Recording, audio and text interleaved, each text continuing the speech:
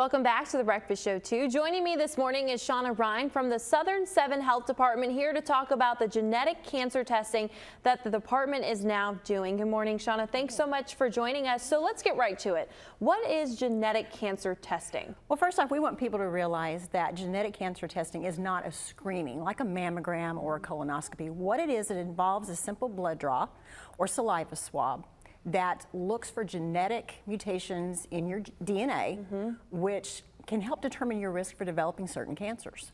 Wow, that seems like such an amazing thing to have here in our community. And so why is that so important for this region?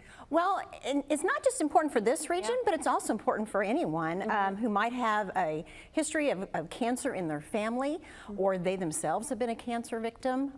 It's important that, you know, by getting this test, you can help your children going forward to determine what cancers they might have. But what it does is it actually puts you at advantage for care.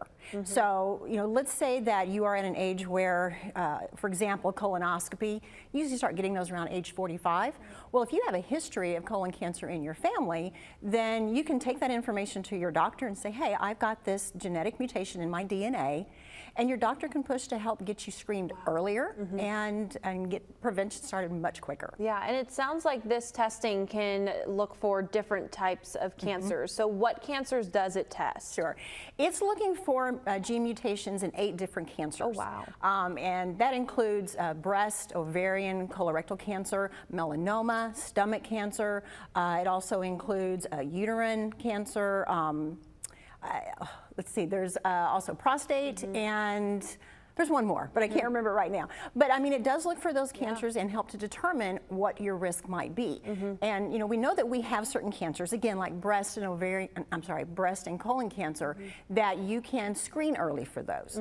But there's some cancers like ovarian cancer, stomach cancer, where there aren't those screenings. So having this information can help you in that going forward. Oh, I could imagine so. And so who qualifies for this testing? Is it any age, any person? How does that work? It's for anybody over the age of 18, regardless of your history, regardless of your family's health history. So if it's something that you're concerned about, it's a good test to get. Yeah. And so then is there a specific person that should be tested, or is it just anyone over the age of 18 that may want to know? It's for anyone over the age of 18, again, that may want to know. But I mean, if you have a history of cancer in your family, let's say that your mother had ovarian cancer, you might not know that your grandmother did, or an aunt, or so on. So this test can help you get those early steps with your cancer and get those preventative measures started. Do you know about how long it takes to get those results from that test? It gets anywhere from 21 to 28 days.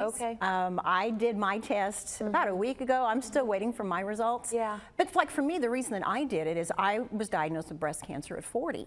And so for me, not knowing what if my mom had it or grandmother had it, for me, once I know those results, then I can take it to my daughter who's young and say, look, you can start screening for that earlier.